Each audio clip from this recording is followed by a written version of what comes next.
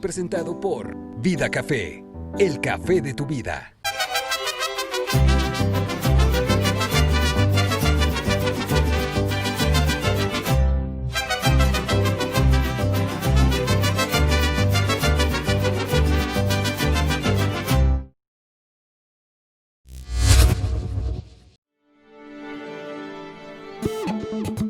Amigos de Triple R, paisanos de Chicago que nos escuchan por la radio pública, pues el coronavirus otra vez nos tiene de cabeza en Zacatecas. Hace una semana, un poquito más, éramos el estado mejor portado del país. Nos pusieron semáforo naranja y terminó la jornada nacional de la sana distancia y empezamos el camino hacia la nueva normalidad. Pero los últimos días, ya porque traíamos 2 semanas de retraso, los contagios en Zacatecas han ido creciendo con mucha rapidez.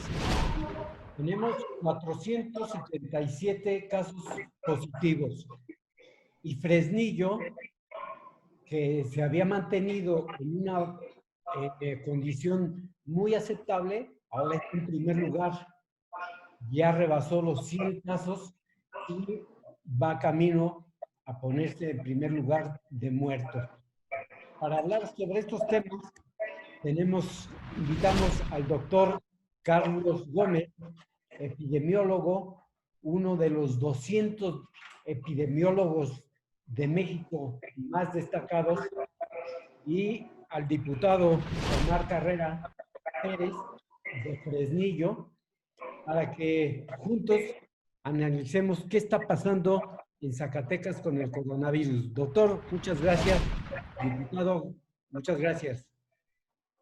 Muchas gracias, Francisco, por la invitación y un gusto poder estar con ustedes y compartir cómo está la situación actual y sobre todo cómo debemos enfrentar lo que sigue, porque como bien dice, la velocidad de la enfermedad está incrementándose y tristemente tenemos que decir que no solamente hay más casos, sino que hay pacientes más graves y con más riesgo de morir en este momento.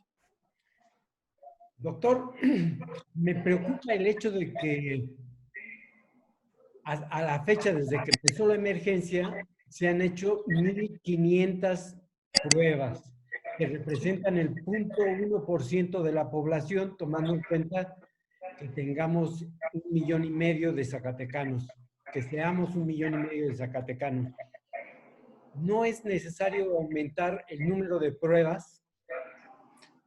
Bueno, para comentar este punto es importante decir que hay dos vertientes que está siguiendo la enfermedad. Dos vertientes, una dice que nos debemos basar en el número de casos y otra en el número de población.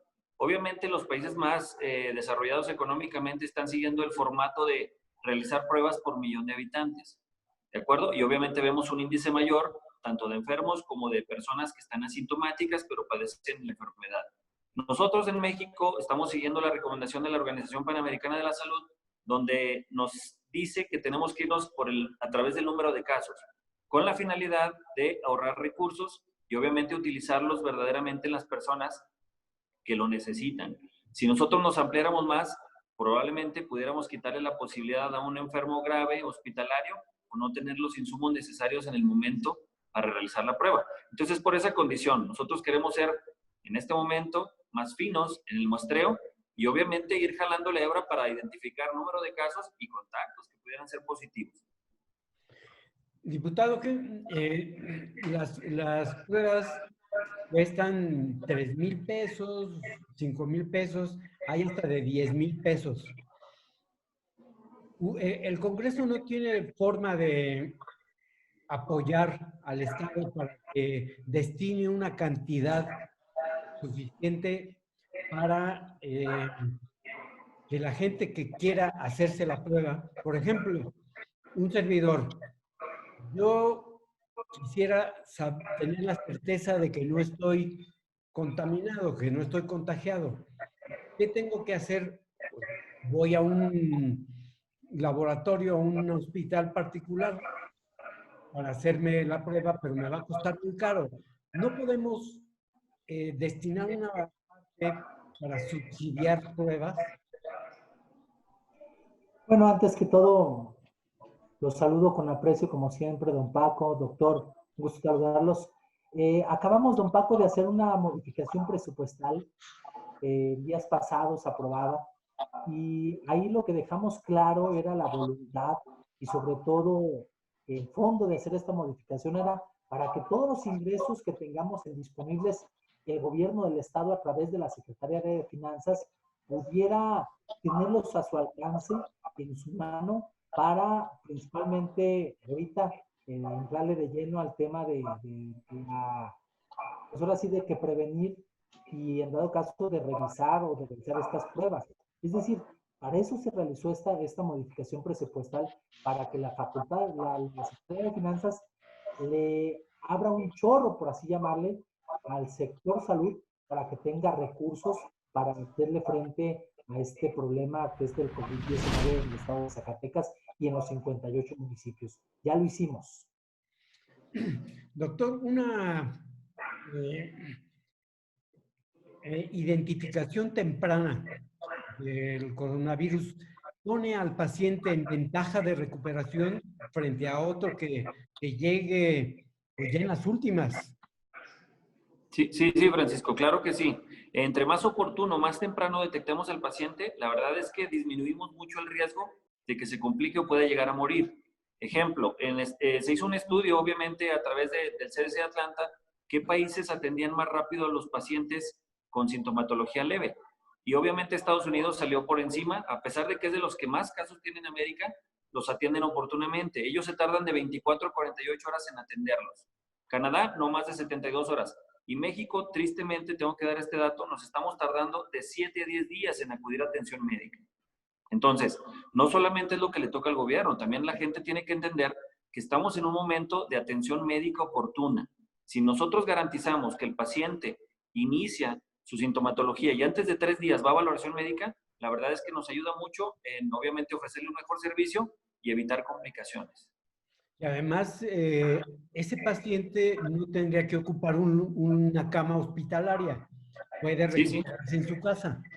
Sí, claro, un paciente que llega con sintomatología leve, si iniciamos tratamiento antes de los 3 primeros días, nosotros garantizamos que va a tener un tratamiento ambulatorio. ¿Qué quiere decir? Que el paciente se puede recuperar, obviamente con medidas de aislamiento y de higiene en casa. No hay medicina para el coronavirus. ¿Se recupera con qué? Se recupera, nosotros tenemos que dar un tratamiento de acuerdo a los signos y síntomas.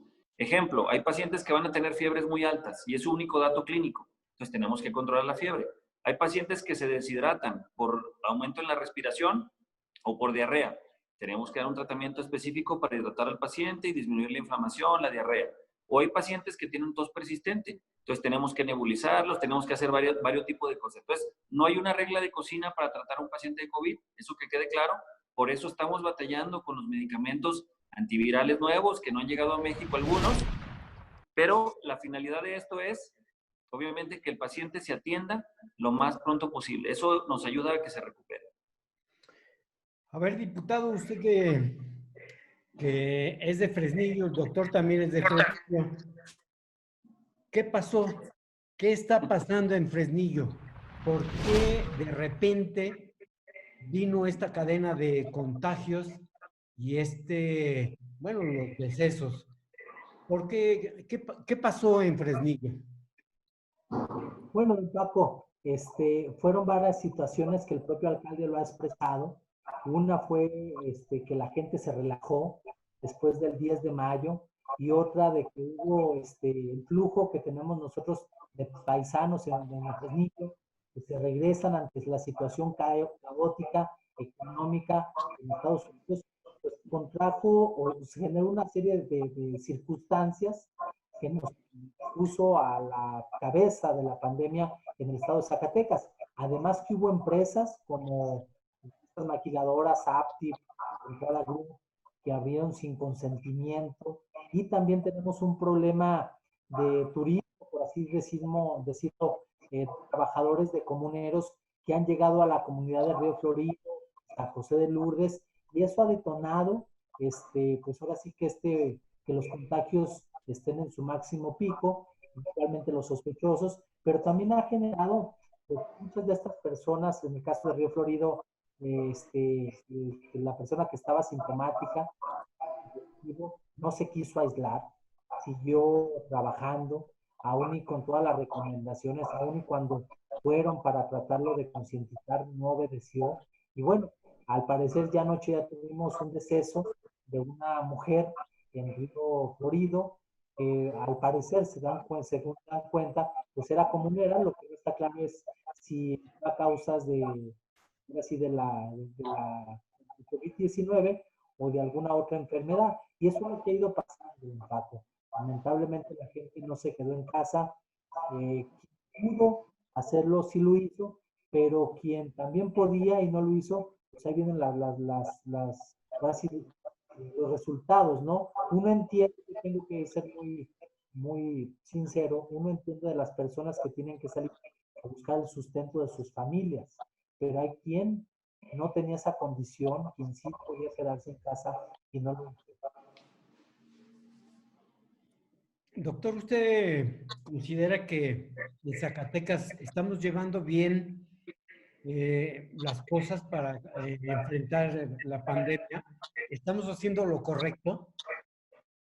Bueno, voy a dar mi opinión desde el punto de vista científico y como epidemiólogo. La verdad es que yo creo que no, el 1 de junio, de acuerdo como nosotros veníamos viendo la epidemia o la pandemia en Zacatecas, no era el mejor momento. Y de hecho yo lo dije varias veces en mi Facebook y en algunas entrevistas. ¿Por qué? Porque hay que recordar, como bien dijo usted al inicio, estamos 2 semanas por detrás. Ni siquiera México, Guadalajara, Monterrey habían llegado a su pico máximo y nosotros ya estábamos viendo la manera por presión social, por presión económica o política de que se regresara a las labores. Yo entiendo la necesidad, bien lo decía el diputado ahorita Omar, de que era una presión necesaria de generar recursos, pero desafortunadamente no era el mejor momento. Nos precipitamos en el regreso a la nueva normalidad, en la apertura de comercios, en la apertura de la plaza comercial. Sí, sí, yo creo que sí. Nos precipitamos, ¿por qué? Porque estoy haciendo un análisis estadístico de cómo se ha comportado la pandemia antes del 1 y al 1. Les voy a adelantar algo. Lo que hemos encontrado es que a partir de esa decisión se incrementó en 31% el número de casos. ¿Qué quiere decir? Que si lo analizamos en terceras partes, o sea, en este último tercio de la pandemia, a partir del 1, hemos visto que se aumentó terriblemente el número de casos. Entonces, ahí la estadística y el número de datos nos da la razón de decir, no era el momento, porque se han duplicado o hasta triplicado el número de casos en Zacatecas. Diputado, ¿y a ustedes en el Congreso los tienen al tanto de las estrategias, de las acciones que realiza el Comité de Salud de Zacatecas? Se ha informado poco, don Paco.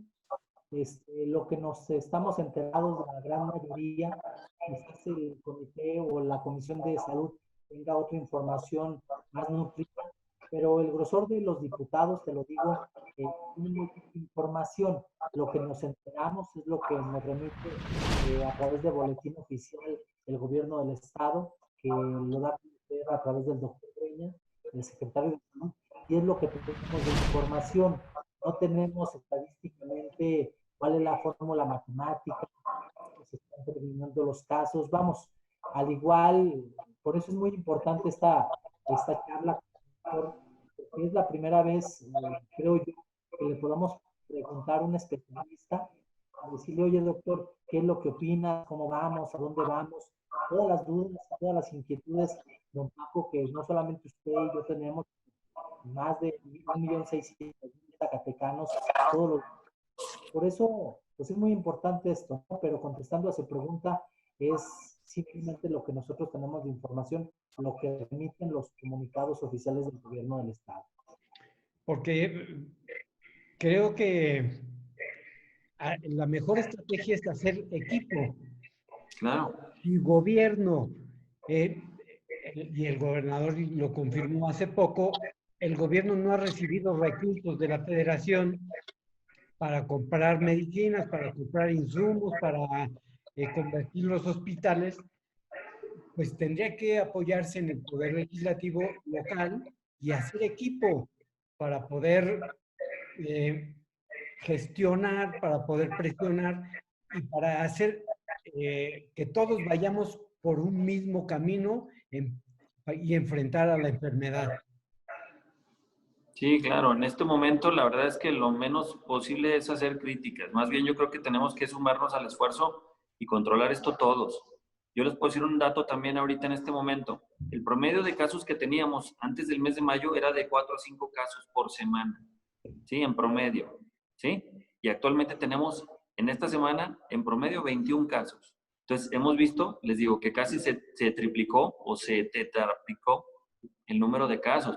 ¿Y esto qué quiere decir? Que debe haber medidas más enérgicas. O sea, porque eso de pedirle a la gente que se guarde en casa, la verdad es que ya no es útil. Tenemos que exigirlo, tenemos que dar la manera de tener el equilibrio entre fomentar la economía, pero resguardar a la población que tiene riesgo.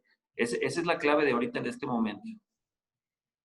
Y no se trata de tomar medidas represivas.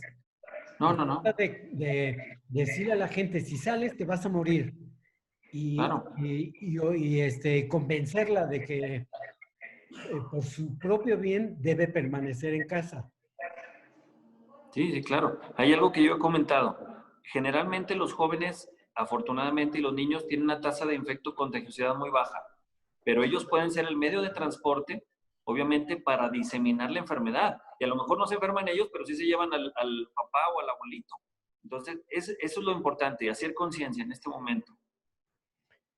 Pero también me da la impresión de que en este en combate a la epidemia, el poder legislativo como que ha dejado solo al ejecutivo, porque los diputados en sus distritos, en los municipios, ya hubieran hecho campaña para que la gente se quede en casa, porque ellos sí se quedan en casa y sesionan a vía remota, pero la gente se sale. Entonces hay que ayudar al Ejecutivo también a convencer a la gente de que por su propio bien no debe andar en chacota. Coincido, don Paco. Yo creo que es muy importante lo que menciona. Este, Lamentablemente no todos los 30 diputados piensan de la misma manera. No ha habido, usted sabe, ha habido muy pocas sesiones. La que íbamos a tener el día de ayer se canceló. Y no puedo decirlos que todos, pero sí habemos diputados que hemos estado manejando toda la información que manda el gobierno del Estado. Yo me he dado a la tarea también de estar informando cómo va el tema nacional, cómo va el tema local, cómo decirle a la población en palabras que no la ofendan, que hay que quedarnos en casa, que hay que hacer lo posible, que cuál es lo que tienen que hacer, como lavarse las manos, bocas, el que vaya una sola persona a hacer las compras, el regañar a los familiares, el estar atentos a los hijos. Sí lo hemos estado haciendo, don Paco. Yo de manera particular, yo en esta parte me siento muy tranquilo. Afortunadamente, el doctor Carlos, hemos tenido ya una comunicación previa para todas las redes sociales y creo que es una responsabilidad de todos, coincido. No podemos dejarle la parte solamente al gobierno, también es una responsabilidad correspondida desde los niveles, pero también desde todo lo que es la sociedad, en todos los escalafones, niveles que tengamos, ¿no? Es muy importante decir lo que usted decía, don Paco, decirle a la gente, es que si sale la gente, esto no se va a acabar. Ya tenemos las proyecciones que han dicho lo federal, que a lo mejor se prolonga ya hasta octubre, pero mientras la gente no se quede en casa, pues así vamos a seguir quizás un año, hasta que tengamos una vacuna. Ahora, el que se mencione que ya hay una vacuna, en mi interpretación, pues significa que hay que producir 7 millones, no, 7.500 millones de vacunas para la población mundial, porque es una pandemia mundial. Entonces, y hay que decirle a la gente, como usted dice, muy claro, o te quedas en la casa, niños, adultos, padres, adultos, vamos a fallecer unos otros de daño colateral. Es muy lamentable. Yo estoy seguro que muchos de los pacientes que van a llegar se van a salvar, pero creo y sostengo que lamentablemente también muchos no van a ganar la batalla, es decir, van a morir. Doctor, ¿por qué a la persona que muere de coronavirus no se le entregan a la familia en condiciones normales, sino que hay que cremarla, le entregan los restos, las cenizas? ¿Un cadáver es transmisor de coronavirus? Sí, hay que recordar que los cadáveres tienen secreciones, tanto pulmonares como gástricas, como también en la sangre.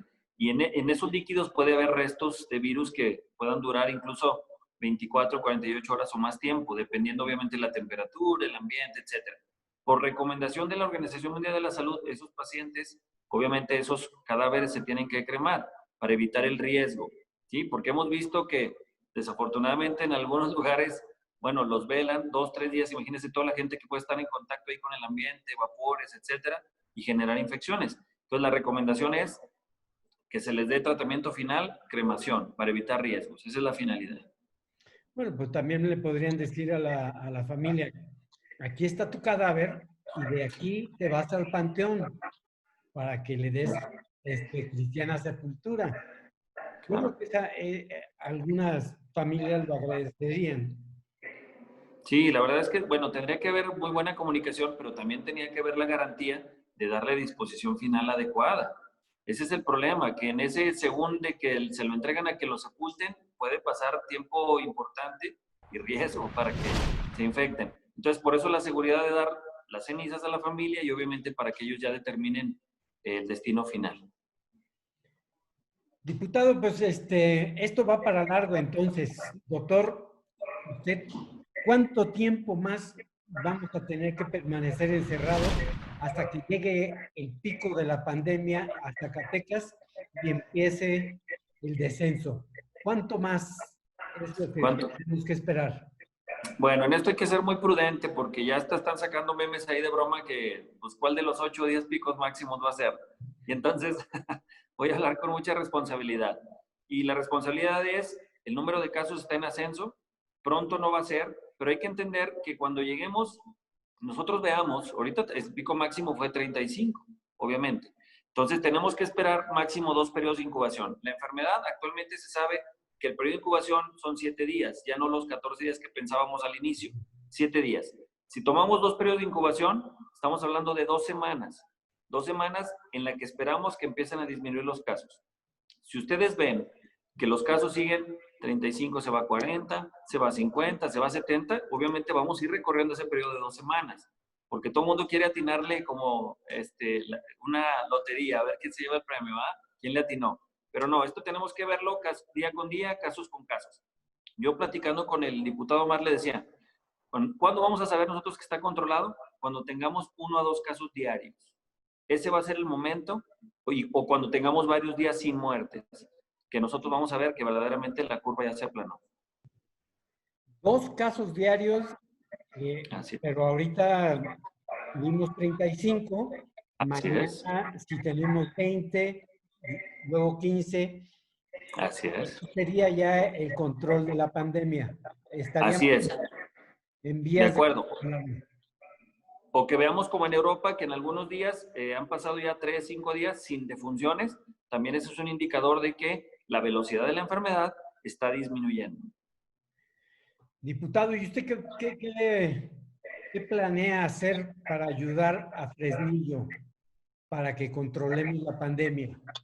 Además de gestionar recursos y de recorrer llevando kits de sanitización, ¿qué se puede hacer para que, como dice el doctor, lleguemos a una etapa donde tengamos 2 contaminados por día y 0 muertos? Pues muy buena pregunta, don Paco. ¿Qué es lo que yo sugeriría? Pues una campaña muy agresiva y muy fuerte de te quedas en casa o te mueres. Y si eres joven, no te mueres tú, se muere tu papá, se muere tu mamá, se mueren tus abuelos, se muere quizá tu hermano que tiene un problema de enfermedades crónicas. No, pero también los jóvenes se mueren. Exactamente, pero tenemos que ser muy duros y Sí. decirle a la sociedad que es una enfermedad con la que se mueren personas, que no es broma, que no es un chiste, que no es una ocurrencia del presidente, que no es una ocurrencia de los diputados, es un problema mundial que se originó en China y hoy por hoy se siguen muriendo miles de personas y mientras no haya una cura, esto no se va a acabar. Y así uno lo entiende en la parte que yo me dedico a la parte política, uno lo entiende por los comerciantes, por los agricultores, y en verdad estamos solidarizados con ellos, en verdad queremos que todo no fuera como lo estamos viviendo, quisiéramos vivir otra realidad, ya la tenemos, hay que ser muy sinceros, hay que hablar con la verdad, pero sobre todo hay que buscar y canalizar todo el recurso que tengamos en este momento, que son ya facultades que le damos a la Secretaría de Finanzas, al gobernador del estado, que no es un cheque en blanco, es para lo que él pueda diseñar como estrategia. Nosotros ya lo respaldamos desde nuestra respectiva responsabilidad. En el municipio de Fresnillo, el presidente Saúl Morales está haciendo todo lo que está a su alcance, aún y cuando le han pegado demasiado, aún y cuando lo critican. Yo lamento mucho y no me gustó ayer el que fui a Fresnillo, nunca entro a la zona porque está restringido el acceso. Está lleno de moños, todos los comercios de la zona centro. Entiendo que está muerto, pero también lo que no hemos entendido es que esos moños significa más muerte, más, aunque a la gente no le guste, pero si no se restringe eso, pues a todos nos va a tocar y va a llegar un momento en que, como lo han dicho los especialistas, todos nos vamos a contagiar, sí, pero necesitamos que quien tiene las cualidades para poder entrar en crisis médica, pues ellos sí están en casa. En esta situación, pues es concluyente hablar más duro, más fuerte, y si es necesario, pues tomar medidas un poco más fuertes. No digo que radicales, más fuertes, más populares. Ahorita las redes sociales nos ayudan bastante, entonces tenemos que ser muy contundentes en nuestras declaraciones. Doctor, ¿sí es cierto eso de que todos nos vamos a contagiar? ¿Necesariamente todos nos vamos a contagiar? Yo no me quiero contagiar. ¿Qué tengo Claro. que hacer? Sí, bueno, hay dos tipos de contagio. Uno que llamamos nosotros enfermedad pasiva o enfermedad activa. Obviamente usted tiene razón, nadie queremos ser enfermos activos. Tener una enfermedad que obviamente nos genere sintomatología o el riesgo de muerte. Una inmunidad pasiva es aquella que está en el ambiente, que usted la va a tener que respirar en algún momento de su vida y va a generarle anticuerpos para protegerse también de ese bicho, de ese virus. Entonces, ¿qué es lo que está pasando a nivel mundial? Se ha visto que la inmunidad pasiva es muy baja, incluso con las personas que han sido contactos de pacientes enfermos. O sea, no todos se están inmunizando. Entonces, lo que decía el diputado es cierto, tiene que llegar el momento de la vacuna. La vacuna finalmente es una simulación de la enfermedad que nos va a dejar anticuerpos por mucho tiempo. A lo mejor no de por vida, pero pues sí por mucho tiempo. Es lo mismo que pasó con influenza. No teníamos vacuna en su momento, se comenzó a vacunar en el 2009 y obviamente vemos una bolsa de gente susceptible o que se enferma mucho menor. Eso es lo que queremos que pase. Entonces, la verdad es que aquella gente que no tenga acceso a la vacuna, pues obviamente la única manera es a través de la inmunidad de rebaño o la inmunidad ambiental, donde va a tomar esos anticuerpos, esas defensas para el virus. Les agradezco mucho a los dos. Doctor, muchas gracias por su plática, por sus invitaciones, por su información. Diputado, muchas gracias y a cuidarse porque usted está en el epicentro de la pandemia. Bueno, los dos son de Fresnillo. A cuidarse los dos. Muchas gracias y nos veremos pronto personalmente. Gracias. Muchas gracias, Francisco. Gracias.